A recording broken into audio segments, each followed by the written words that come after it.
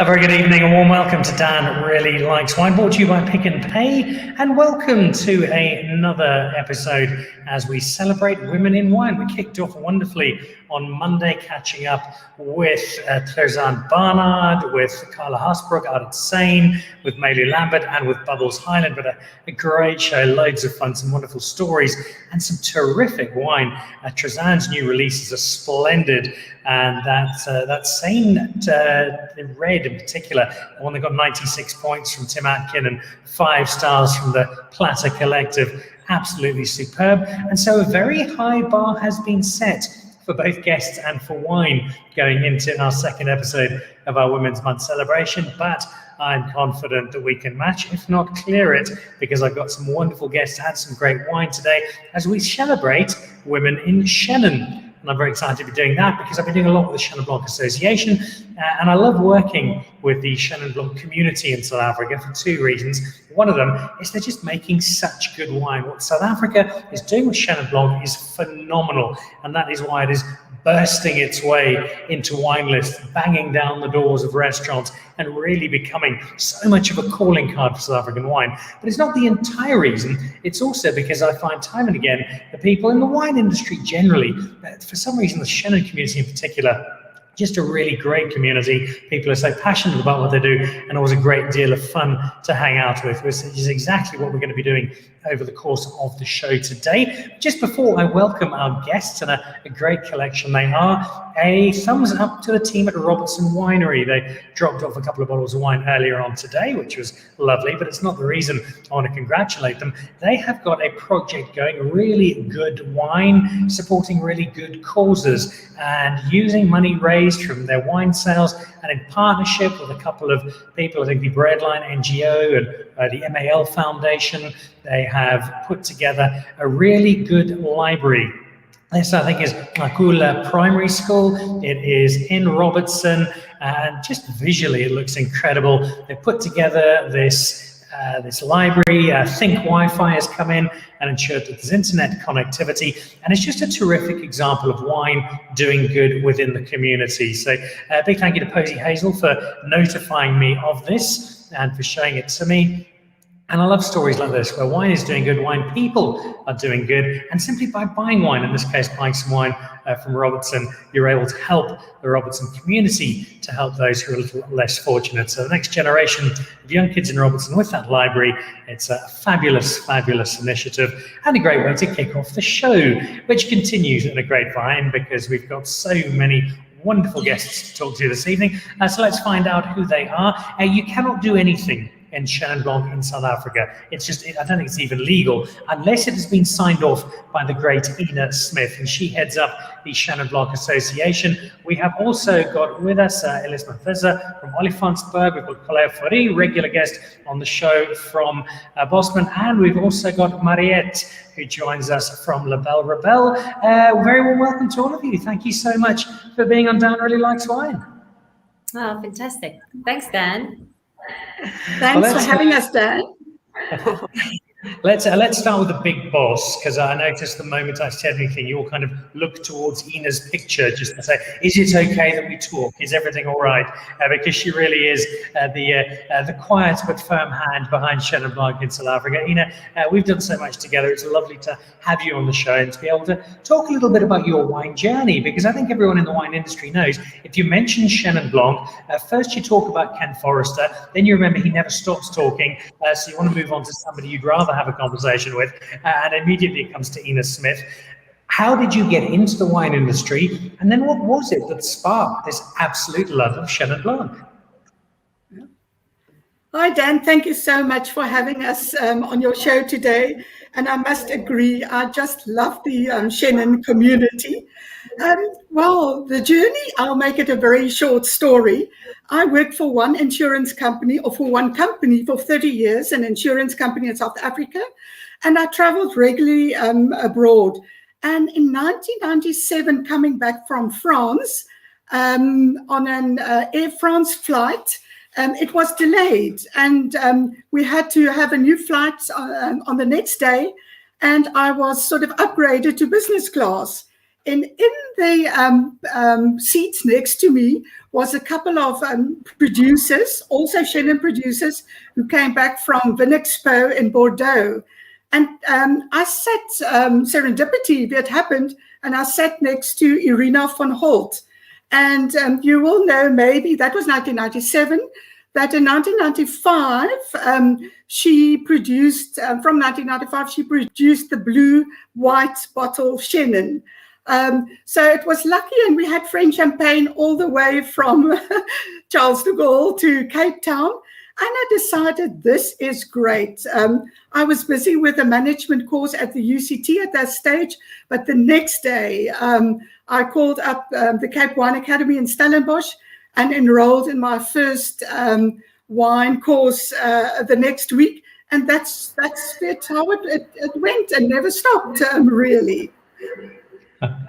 It's a pretty convincing way to get into the world of wine. Let's put you into first class and see if you like it. I think most people probably would have given that a thumbs up. So the wine journey, fantastic. You found this love of wine. Yeah. Why Chenin Blanc though? Because I'm both fascinated and so admiring of how dedicated you are to the Chenin Blanc cause. What was the spark? What put you into this space? Yeah. Dan, I actually don't want to mention it, but I've been to France about 25 times. For some reason, it's just sort of near to my heart. And I visited the Loire Valley a couple of times. But that was before I got into Chenin in South Africa. But it just happened that a friend of mine was taking minutes at the Chenin Exco. That was in 2009. And she couldn't take the minutes on the day of the meeting. So she asked me to do it. So I went along, and Ken was in the meeting too. And then they mentioned that the manager of the Chenin Blanc Association resigned. And I just put up my hand and said, I'm available. So the next day, actually the next week, Ken appointed me as manager. And that was July 2009. So obviously I knew Chenin before the time, because I also started with my Master of Cape Wine Master Studies and wrote my thesis on Chenin.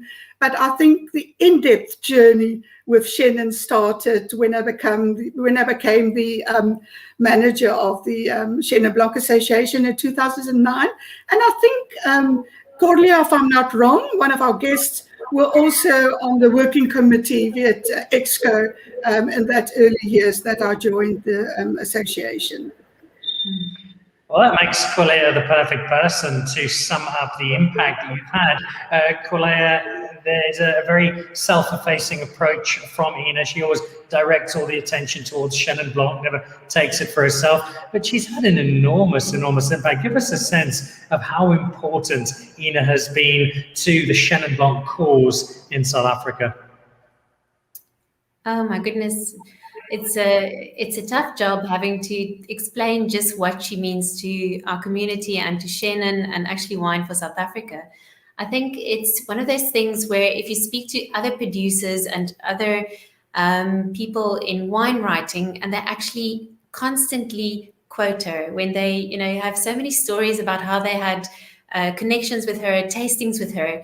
Ina has stamina when it comes to tasting to the extreme. Sometimes I look at her and think, good heavens, how does she keep on giving this personal and wonderfully professional, view of Chenin to so many people? The fact that Ina is acing social media is absolutely sometimes beyond me. I mean, I sometimes really feel like my daughter should feel when she looks at me trying to do things. Ina does these things on social media, which is just absolutely amazing as well. So she's embraced media, she's embraced Chenin, and I think it's so authentic because she really does love it so much.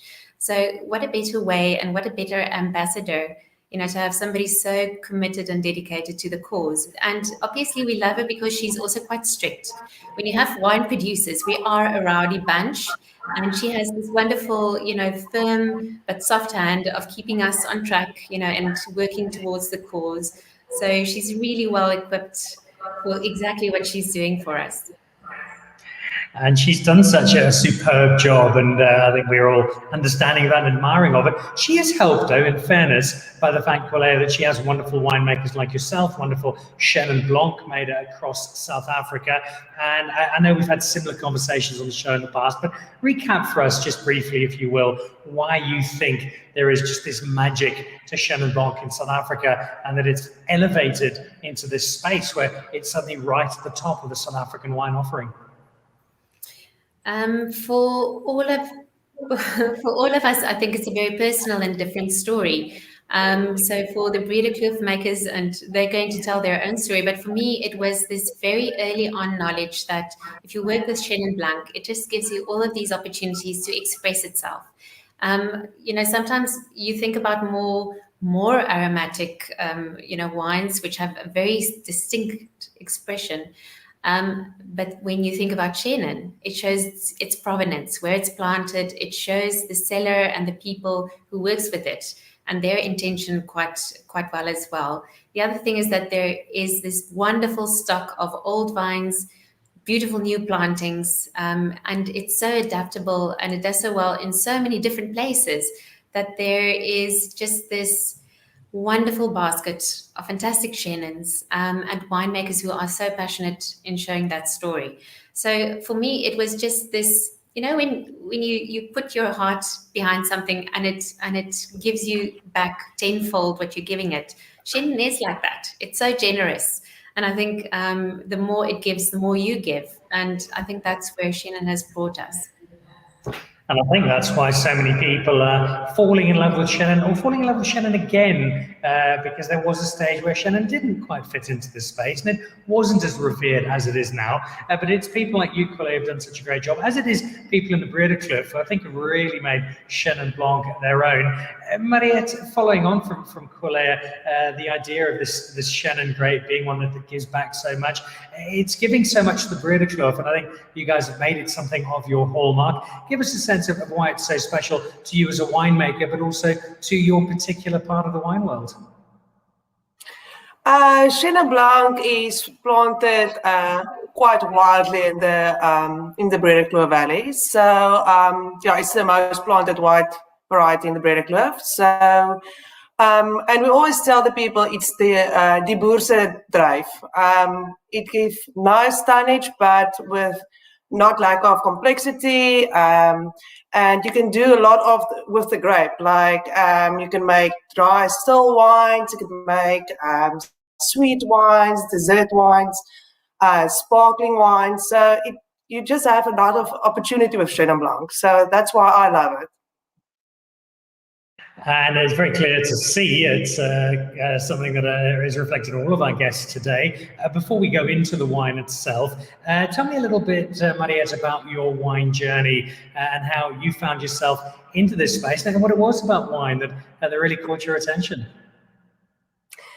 Okay, I grew up on the family farm.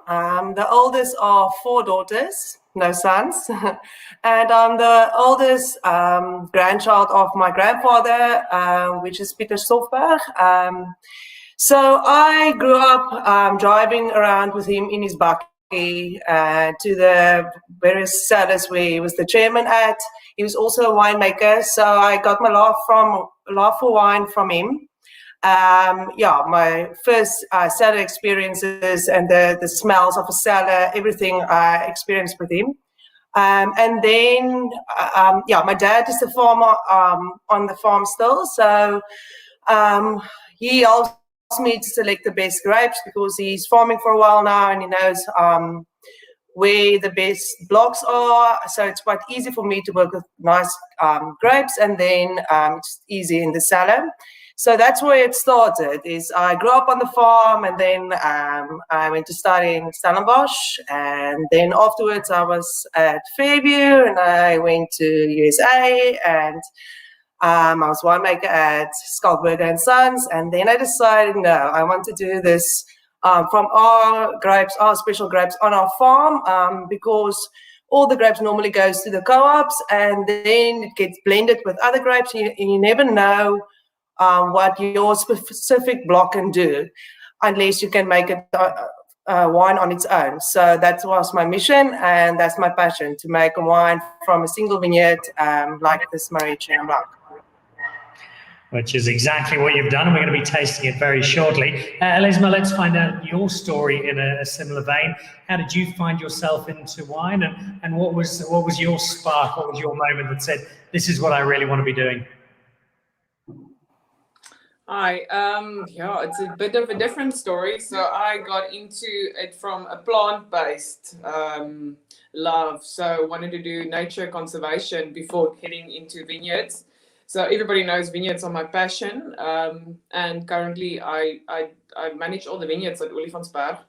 So that's what drew me into this industry. But my lecturer said to me, "Don't be silly. You have to stick your nose physically into the glass and fall in love with wine, because there's more to this industry than just working with the grapes." And so I did, and the rest is history. I mean, I completely fell in love with the wine industry, the people, and everything it stands for. So I studied at Elizma. I went a little bit more practical, and I tried to work my way through the vineyards and get to a winery that I feel comfortable in. So I had a wonderful adventure in France as well, and in Italy, and got my way into the Bredekkloof, where I'm today, for 6 years. And every little winding road I took always leads me back to the vine, you know. So I'm just completely in love with vineyards. It's no secret. And so I think this is my calling card, always has been. And it comes very naturally to me. So that's why I'm still here today and doing what I love. That's it.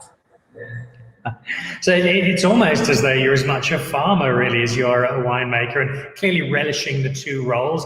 Is there one you prefer a little to the other, and what are the challenges in balancing those two spaces?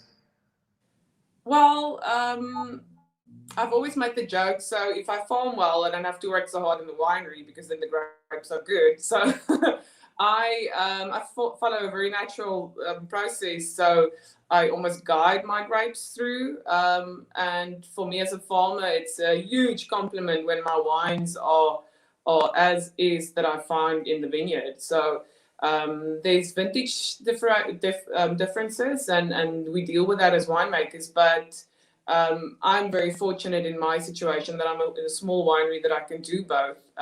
It is a huge blessing for me, and I've seen the whole spectrum, from farming to making a wine to selling it, and it just makes it so much more convincing for me, and it builds the passion even more. So as I said, I'm very blessed in the situation I'm at, and I don't take it for granted at all. So I love being in the winery. But if you are looking for me, you have to go into my vineyards. I love the fact that it's such a multi-dimensional space, and one that you're really enjoying. I also love the fact how passionate all of you are about Chenin Blanc, and I've got some lovely Chenin Blanc sitting in front of me, and I cannot resist drinking it any longer. Corlea, I want to have a quick sip of yours first. Before we talk about the wine itself, we often speak of the versatility of Chenin Blanc, and often that's the style of Chenin Blanc that can be made, but it goes a lot further, and Mariette has just alluded to that, in that here we've got some bubbles. Give us an idea from a winemaker's perspective of Chenin Blanc as a grape, which offers you this potential to do so much with it. Yeah, I think sometimes it's a blessing and a curse, right? Because you can do so many things. And at Bosman, we have really tried to go all of those routes. It makes the most beautiful white blends, which South Africa is so revered for, Chenin-based blends. The sweet wines, we make a sun-dried Chenin, which we call Soetstien, which is dried in the sun for a week, and then we make the most beautiful concentrated, condensed wine from that. We have single vine, old vine Chenin, which we've spoken about before. We have every day in your, it's just behind me, the wine that needs to be in your fridge every night kinds of Chenin. And then we do celebration Chenin, which is something like the loose cannon. And loose cannon is a Chenin-based Cup Classique. And the wonderful thing is that we saw this wine. Ina was also instrumental in introducing me to the most wonderful producers in the Loire who made cremant styles of Chenin and also peanut renditions of the grape, and tasting that, the bug bit. And I also wanted to have Chenin, the most beloved grape, in a celebration drink, which is this cup classique. So, and for working for a family, an 8-generation family, it obviously makes sense that there's always weddings, there's always christenings, there's always celebration times, and we need Chenin for that. So this is a way of celebrating also the diversity of Chenin, if that answers your question. It does indeed. I think it just underlines, though, the challenge you have as a winemaker deciding what to do with this particular grape. Amongst your triumphs, the Optenhorst, Wim Braak, who's watching at the moment, saying Optenhorst Chenin Blanc 2019 is one of my favorite Chenins in South Africa. Just love everything about it. It is an enormously popular one we've had a few times here on the show. Angelique Kubalakis is watching. Ooh, need to explore Chenin Blanc. You certainly do, Angelique. It is some great wine. Ina, if we take that point of Corlea's about it being a challenge as a winemaker in that, gee, I can do so much with it, what do I do with it? How does that then affect how you, as Ina, as the Chenin Blanc Association, get to tell South Africa's Chenin Blanc story, given that it has now become such a broad canvas? Well, I just love telling the Chenin story, be it Dan, and that is locally, be it and internationally. Corlea alluded to the Loire also. And of course, we've built up a great partnership with the Loire producers. We've got some great friends there. And for a couple of years, we've built up our database with Chenin lovers all over the world, from Swan Valley in Western Australia, Argentina, California.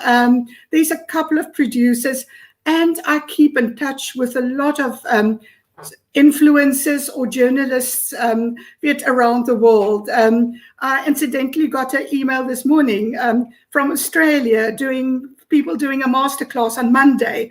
And it's always short notice, but I love to do it, sending them a presentation, etc. So it's a question, I think, of being very proactive. Google Alerts is something that I do regularly every day, reach out to people. And we get that because of Chenin becoming so well known, and Wines of South Africa also doing such a great job in all our export markets, that I love sort of engaging with everybody around the world. And we love to do it because we've got this great product, Chenin Blanc. Well, we've got some evidence of just how much you love engaging with the world. We've got some pictures of a trip that you did not so long ago. Tell us, Ina, about your adventure in France with our other three guests. I think there you are with Corlea on certainly not the first glass you've had of the day, clearly having lots and lots of fun. What was this trip? Why was it so important for all of you? Yeah, Dan, I think there's been many highlights, but I think Corlea, Elizma and Mariette will confirm that the first ever Chenin Blanc International Congress, which took place in Angers in France in July 2019, was a true highlight.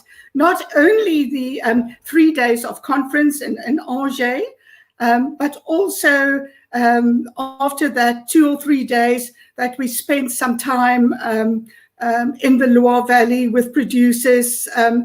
They really looked after us.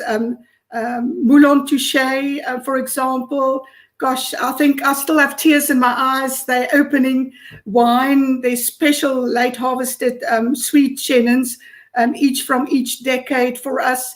Our visit to Domaine Hewitt, where the owner, Sarah Wang, looked after us. And I think another highlight is, I'm not sure if Ronaldo maybe can put some pictures up, then I can sort of chat about that too. And we were also, this is in Vouvray. Our whole group, we were 30 that evening, had certificates handed to us by the confrérie of Vouvray, and Mariette there on the left side, and Elizma on the right. doing something very special with the wine glasses. And then in the middle, we have Vincent Carême, who is a wine producer in both Vouvray and here in South Africa. So that was a very special evening. I knew about the certificates that we're going to be handed. There I am with the certificates, but we kept it as a surprise for the rest of the group. That was really very special. And I think there's another photo of Corlea. There we are, of her. And then we've got 2 other photos which were taken in Angers at the conference, again of the Brede Kloof ladies, and that was at the conference center. They were such a great group. We had laughs with them every minute of the day. And I think the last photo we have here is of me and Corlea. This was at the gala evening at the conference in Fontefrancq in Saumur. It was really very special having this dinner at the Abbey with the Loire producers. We were about 300 people that evening. The conference had about 280 to 300 guests, and we were 45 South African producers and researchers going with me to the conference. So I think that was very special. We would like to have the second conference here in South Africa. We would have had it in July last month, but because of COVID, hopefully we'll be able to have it in South Africa by the end of next year, November 2022. It looked like that was such a fun gathering, and I think if it does come to South Africa, it'll be even more so. Mariette, it looks like you guys had a pretty good time there, lots and lots of fun, but also I'm sure learned a whole lot and came back with a whole mine of information on the world of Chenin Blanc. Yes, it was amazing. We tasted amazing wines, old wines. Yeah, and the company was great. And yeah, we learned a lot. It's a real privilege to be there. And also, I always find when I'm abroad with other South Africans, kind of the pride levels are elevated. You feel particularly happy and glad to be South African and are really invested in who you are and what you're doing. In your case, making Chenin Blanc. How much of a statement do you think Chenin Blanc made at that gathering? And by extension, how much of a statement do you think Chenin Blanc is making internationally as a South African wine? A lot, I think. Yeah, South Africa is Chenin Blanc, and like Brede Kloof is also Chenin Blanc, and that's what we did there. We went as a group, the Brede Kloof makers, and I think we made a statement with that as well to say we are Brede Kloof and we do Chenin, and yeah, it was such a nice time, all of us there. Oh, how long do you think it's going to be, Mariette, and the honest answer here, until they start describing the Loire Valley as the Brede Kloof of France? Hopefully not too long. Hopefully not too long. But yeah, we're doing our best to making everybody aware of the good Chenin Blanc we are making in the Brede Kloof. So yeah, one by one, I think we will get there someday. I see we've got lots of people watching the show, which is fantastic. Daryl Balfour, I think somebody has hacked in to your YouTube account because the message says, uh-oh, Dan, I don't have any loose cannon yet. This is the first wine we've ever had in 4.5 years of this show that Daryl doesn't have in his cellar. Although he does say, but I am drinking one of Corlea's Method Ancestral. So there is some Bosman in there. Notable Shaba, who watches regularly. Drink Chenin has been such a fantastic campaign to follow. It's really grown the profile of the variant. I follow it and well worth trying more Chenin. We're spoiled for choice. Well done, Ina, Christine, and Linda. Indeed, and great to have you on the show again this evening. And Angela Lloyd is going to be on the show towards the end of the month. Ina is an absolute gem. So much of Chenin's success is due to her. And then throwing back to, I think we had one from Wim Brock. Yes, there we go. Wim Olifantsberg, Old Vine Chenin 2018 is also a beautiful and great Chenin Blanc. Well, it certainly is. Let's head back to Elizma and to Olifantsberg. Elizma, in terms of the inspiration that you've had in your wine career, we're celebrating women in wine this month, and the list of women we have having such a huge impact on wine in South Africa is phenomenal. Who are the women who've not just encouraged or inspired you, but maybe persuaded you in some of those times where you were a little uncertain about what you were doing, that this was definitely the right path to be on? Oh, that's always such a hard question to answer. I don't even know where to start. So I knew this was coming. So I'm not going to know names, because all of these ladies that's been in my life is just, they know who they are. They've been phenomenal without even maybe talking to me, just watching them through social media, being inspired, being, being a mother, being a farmer, being a winemaker in the industry, you sometimes need a little bit of encouragement. And then these ladies post the most amazing things that you see. That's the only way we could have been connected this last 2 years, because normally we see each other in the industry and we encourage each other. And that's what I always remember. So also the trip in Loire, being with so many amazing ladies, and just seeing their passion, that's what makes us tick and makes us continue doing what we're doing. And there's a list of phenomenal ladies, but in the end, the most inspiring person is each woman that wakes up every morning and makes amazing wines and gets inspired by our industry and does their part for their fellow colleagues and for their workers, and that make wines that are world class, that represents not only us as females but South Africa as a whole. That's inspiring to me, and I keep my eye on each of them, and that's the way I get inspired every day. You haven't named names, and good for you for not doing that, but I know if you had, Ina Smith would have very much been amongst them. And one of the questions I still want to ask Ina is about just sticking to the one grape. Does she ever secretly have a glass of Sauvignon Blanc and never tell anybody about it? But for you, being a winemaker and balancing them out, are there grapes that, I just like that one a bit more, I just prefer working with this one a bit more? Are there the favourites and then the other ones that are just a bit more demanding and maybe not always the favourite child? Well, it's a bit when I talk about white varieties, it's a bit hard, as I only have 3 on the farm: Roussanne, Grenache Blanc, and Chenin. Chenin, I've got 2 different vineyards that I work with, an old vine and a little bit younger vineyard.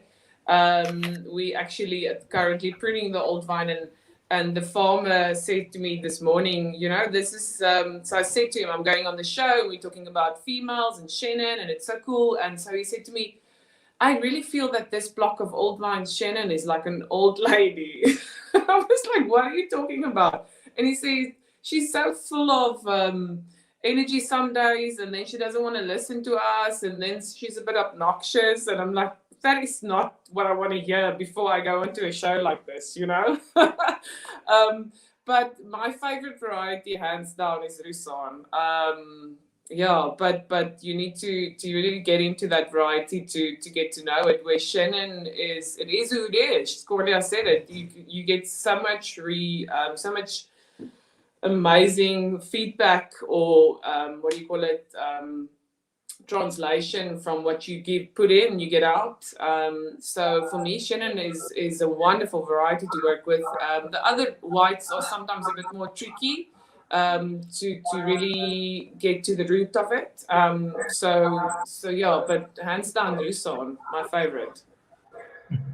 All right, and of course it does go so delightfully in a blend with Chenin. We see a lot of that out of South Africa. Elizabeth Bardan is watching at the moment. What inspiring women. Well, they certainly are, Elizabeth, and lovely to have you on the show again. Also a question from another of the South African wine greats. And for once this month, we'll allow a man in wine to be on the show. Peter Ferreira, the godfather of bubbles. What is better to make? And this is a question for Corlea. Corlea, what's better for a Chenin bush vine or trellis vine, and why? Peter Ferreira is listening, Corlea. You better give a good answer. Oh, my goodness. What a moment. There isn't a right answer for that, Peter. So obviously we work with bush vines and with trellis vines here in Wellington and in Hermanus. And I think site and the specific site and what you're trying to translate that wine into is where you begin. I do have a special little place in my heart for, bush vines because it feels like, there's no rijrichting, there's no, it's free, it's loose standing. You can walk freely in it when you're in that space. I mean, it's a silly thing, but I love being able to walk, through vineyards in a different way than just going down rows. But that's very, very special and sentimental. But the long and the short, I think, and that I leave to the viticulturists like Elizma. It's all about a sense of place, a sense of what you're trying to achieve, what plant material you have, translated into how you're going to plant it. So I'm keeping that question, Peter, for the smart guys who focus on viticulture more than I do. So for me, it's all about maybe the feng shui of it and what one feels like when you're in a space like that. Well, let's fire that back into Elizma, who's both a winemaker and farmer. Elizma, if you look at that question from Peter, the bush vine or the trellis vine, the comparison, what's your view there? Thanks, Corlea. Okay. I actually have experience also in working with bush vine and trellis. And then we also work with Eschala or Stofberg-Coetzee, which is another dimension. But I totally agree with Corlea. I mean, there's just something about a bush vine. I mean, it's back-breaking. My back is paining today, but it's with a good cause. Trellis is special when it's in a site that talks about the soil and the microclimate. That's my feeling on my lark that we produce is a single vineyard, trellis vineyard.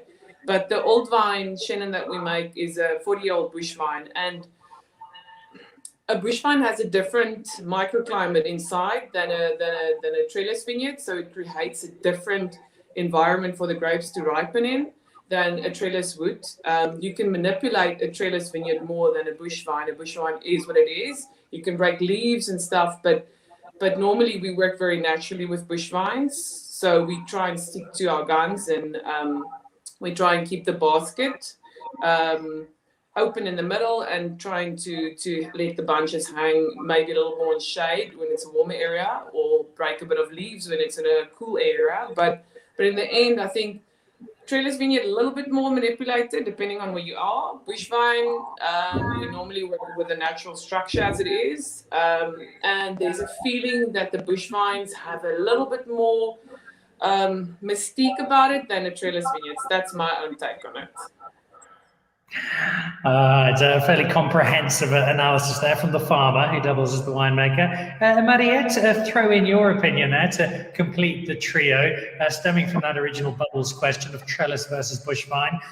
Give us your thoughts there, and also what you feel in terms of the Chenin that you make really makes a difference in getting the very best out of the varietal. Okay, I do think the question is going to come to me as well.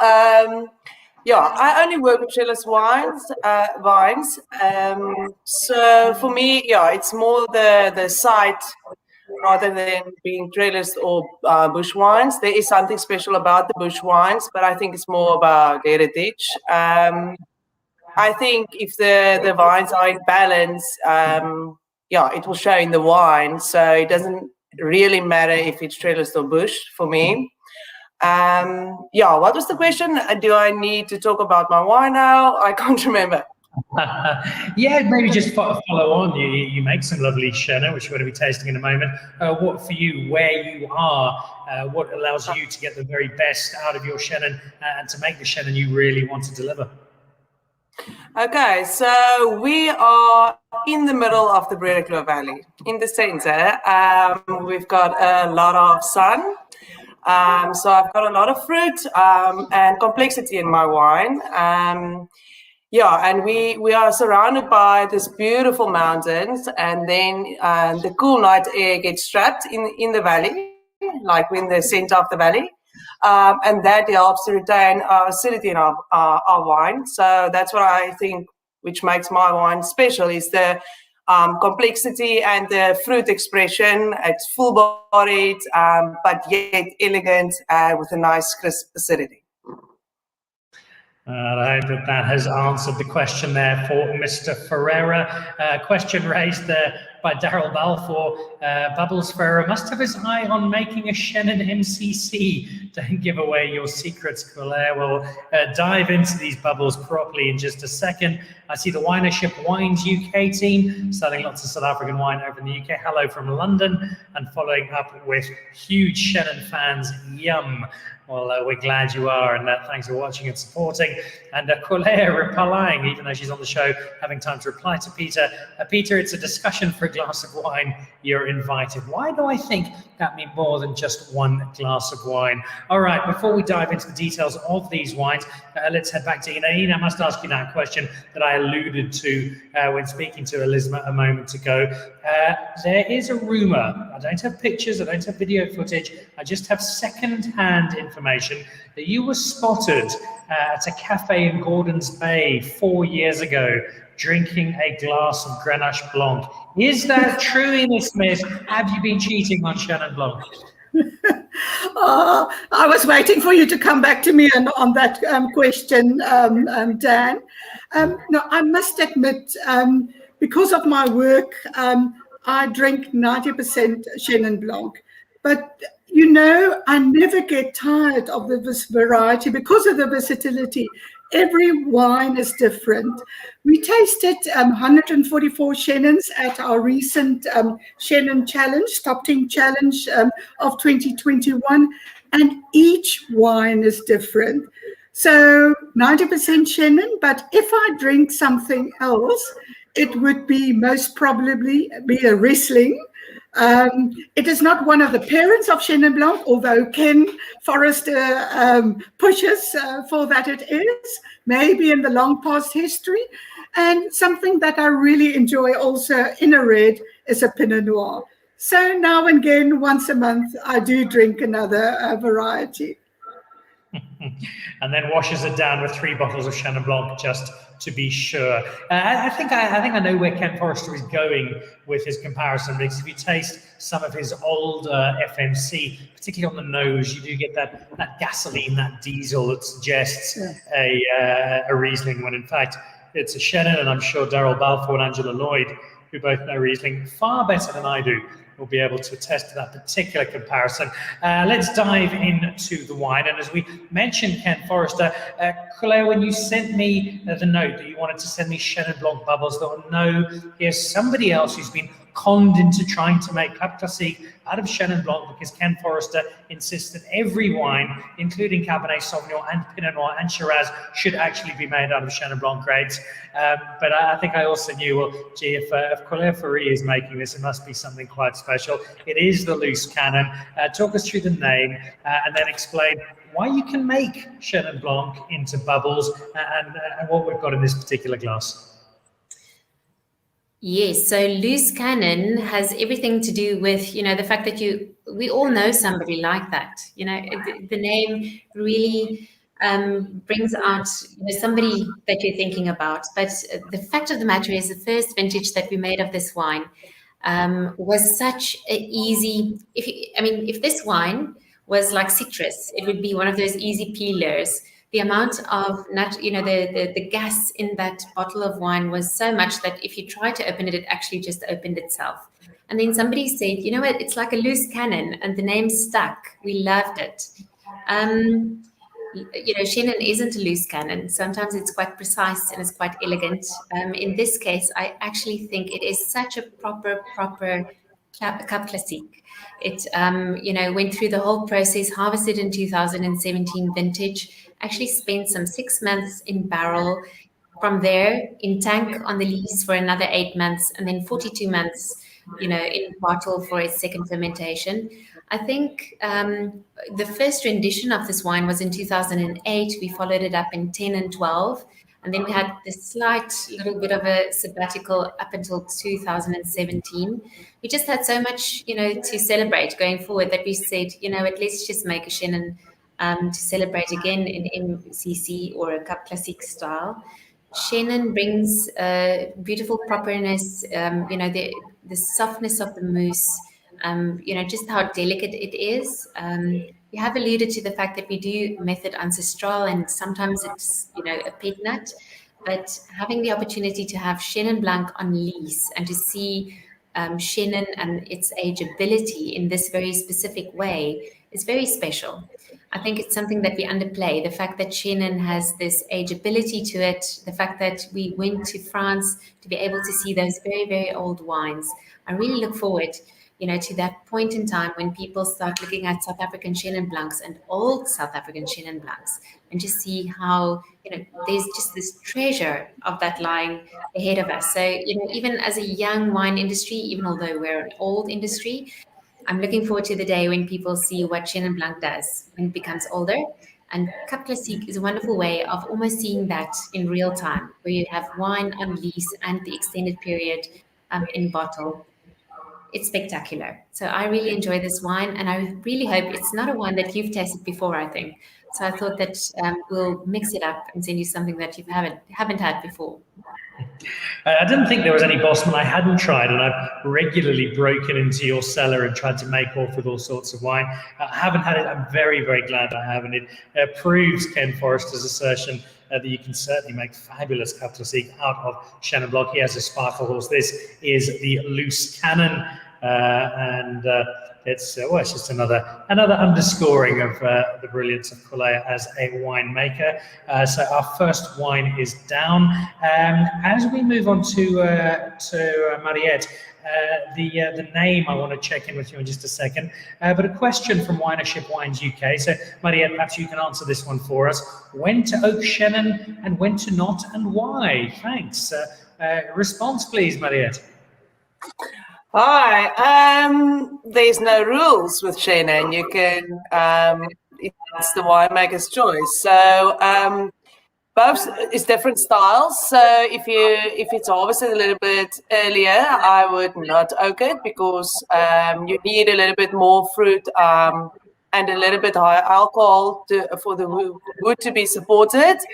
Otherwise, if you harvest it too early, it won't be able to support it. So there's two different styles. We have the unwooded, crisp wine, which I won't use any wood, and then you have the more a riper style, which you need to mature in the barrels, which can support the wood. So it's two different wines. There we go. Perfect answer. Thank you very much, Mariette. A couple of comments coming in. Daryl Balfour, you'll be pleased to know I've rectified the lapse in my cellar stock and just placed an order for a case of loose cannon. And wow, such great value. Good man, Daryl. Such a great supporter of South African wine. And the wonderful Andrea Molyneux, who's going to be on the show later this month as well. The ageability of Chenin Blanc is just incredible. It most certainly is, and something you really ought to give your Chenin a chance to do. Mariette, before we sample the wine, tell us about the name Rebelle. Does that refer to the wines or to the winemaker? Okay, so we recently changed the name to Rebelle. We used to be Stofberg Family Vineyard. Stofberg's my maiden name, but there's another cellar also called Stofberg Wine Estate, which is my father's brother, and it got a little bit confusing. So trying to get a name in this day and age is almost impossible. So everything you think of is already taken, or it doesn't work. So we sit with some name generation, and then we got to Rebelle. So Belle is the beautiful. It means the beautiful rebel. So the Belle range is the beautiful. So we keep to the traditional, the estate, the beautiful labels. Everything is made in a traditional way. And then we've got the Rebelle range, which is more daring. We make more wines with like skin contact, more, and the labels are a little bit more quirky, but different. The Belle is also everything only from the farm, only from the estate. And then our Rebelle range, we used to, if you want to, we can bind grapes. We're not always do vine grapes, but some of our vines, like our Chenin Blanc, we do vine from Durbanville. And then, yeah, it's just a different style of making wine, like the skin ferment and more risky winemaking with the Rebelle range. So that's the reason behind the name. I think it's a terrific name. I think you've come up with it really, really well. And you have wine to match. Mariette, introduce us, if you will, to your Chenin Blanc. Okay, the wine we are having tonight is the Mariette Chenin Blanc. This is the 2019. This is a single vineyard wine. It's always been a single vineyard vine, but we only recently registered it as a single vineyard, so it will only be on the label from 2020, but it's always been a single vineyard. It's a fairly old block. In 2019, it was 34 years old. So, yeah, and back then, I think the plant material got a little bit mixed up because I've got the experts here and we've got 2 clones in this block. And they said the clone we use, they believe it's the first of clone 24, which is very popular now, but it wasn't really available back then. The reason we pick out only the vines, the grapes from these vines of clone 24 is because it's more open bunch. So you can reach optimal ripeness before it rots. So with the other vines in the block, normally the grapes will rot before it reaches optimal ripeness. So yeah, that makes it very special. We painted all the vines which we need to pick. So it's quite intensive to go and only wait to those vines to pick them for this wine. So yeah, I recently also fine-tuned this wine in 2019. I did 2 pickings. Normally I only harvested once, but then yeah, you don't have blending components to get the desired product. So I did 2 pickings, and I think it helped me to get the alcohol a little bit lower this year in 2019. So the wine for me is more in balance. So we destemmed it, and then it's barrel fermented in 2 to 5 liter French oak barrels. I use 20% new oak, and then the rest is all technical. So, and I keep it on the growth lease for the whole of the 9 months in the barrel, and then we also I batonnage for the first 3 months in barrel. I batonnage the wine, so just stirring up of the lees to get more that complexity, the leesy character of the wine. Yeah, and for me, it has a nice, like I said before, we're in the middle of the Rebelle Valley. We've got sun. We've got a lot of sun, so we've got a lot of fruit. So it's nice and complex, a lot of fruit character, tropical fruit aromas like melon and honeysuckle on the nose. And then, like I said before, with the surrounding mountains, we get to keep a lot of our acidity, so nice crisp acidity to finish it off. Wine that is beautiful and rebellious and capturing perfectly the spirit and the essence of the Rebelle Valley, as that Mariette does so delightfully for Rebelle. Let's jump over to our final 2 wines to wrap up the show before a last word from Ina. And I'm fascinated to see how these compare, Elizma, because they're from the same place, and yet they're 2 very different wines, because I've had a quick taste of them both. Give us what the story is behind your bush vine and your lark, and why they differ as they do. Yeah, so knowing me, I am always looking for experimentation within vineyards, and we are in the States, so I only have 1 vineyard called the Lark, which is a single vineyard planted in 2006. It was a journey working with this vineyard.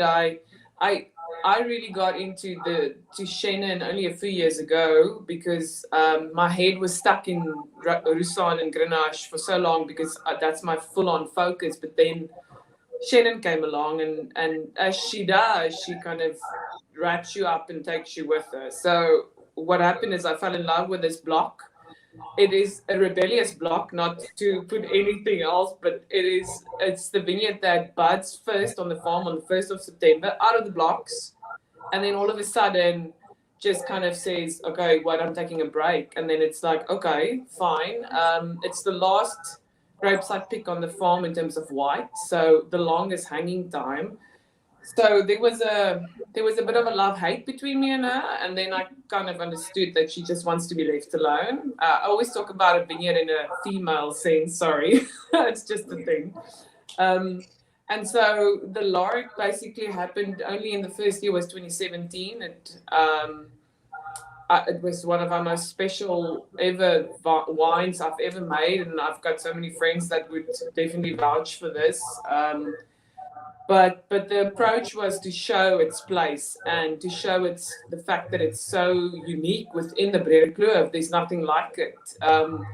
It's the only Chenin planted on sandstone soils with shale and quartz, so already very complex soils. It's stuff that we used to working with our grapes on Olifantsberg.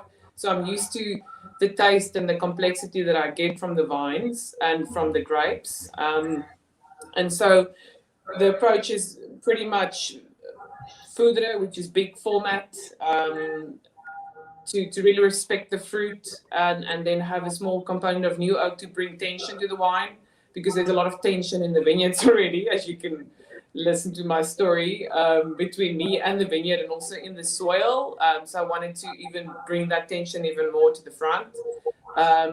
But in the hindsight, if you look at the old vine, it's such a giving wine. I mean, even working there is just such a blessing. So that wine is giving.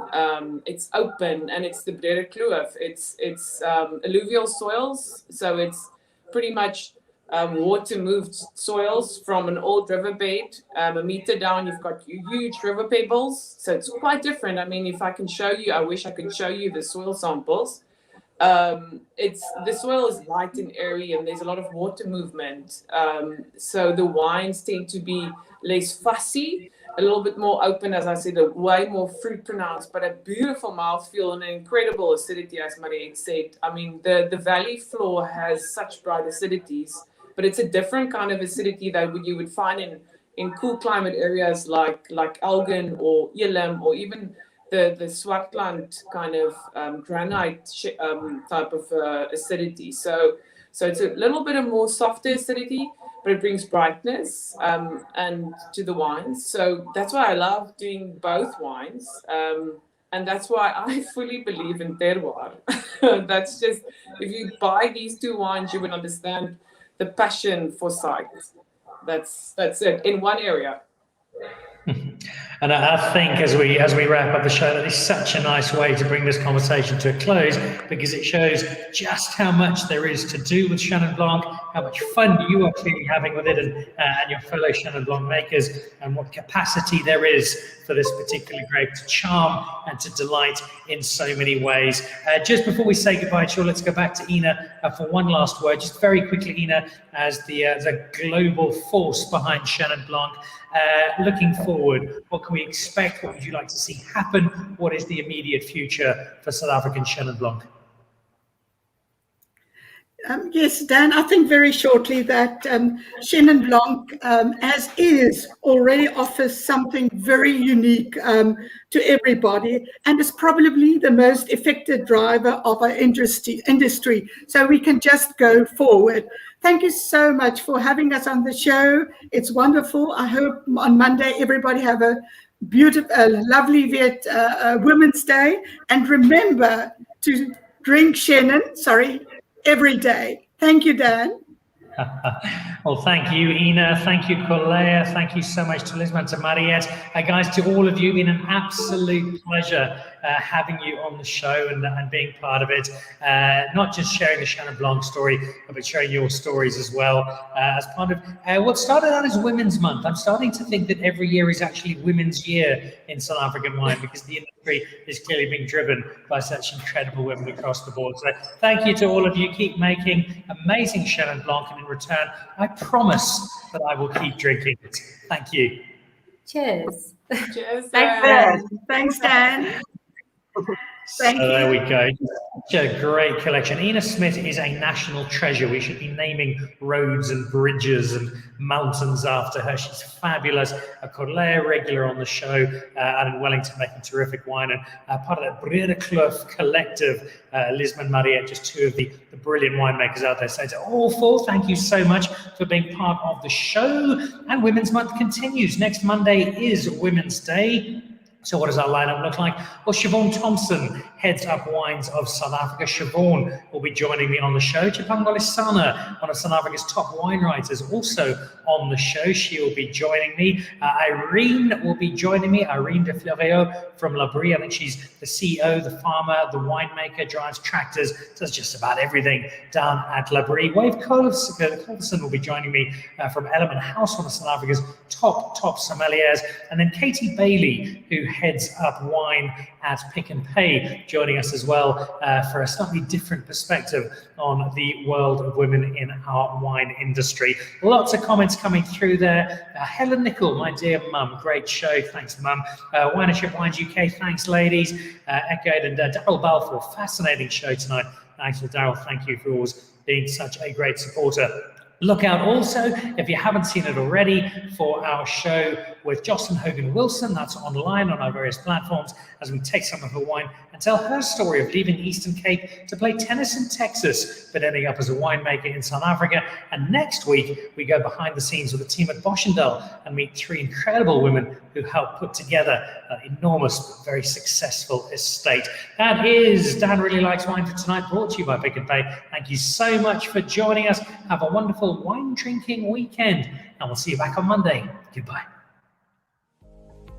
To join the Pick and Pay Wine Club, simply SMS your smart shopper number to 36775. It's absolutely free, and you'll get for yourself 3 times the smart shopper points on every bottle of wine bought. You'll also get a 20% discount on 10 different wines each month, a 25% discount on a case of wine, and a Magnum, some terrific competitions and invitations to awesome events.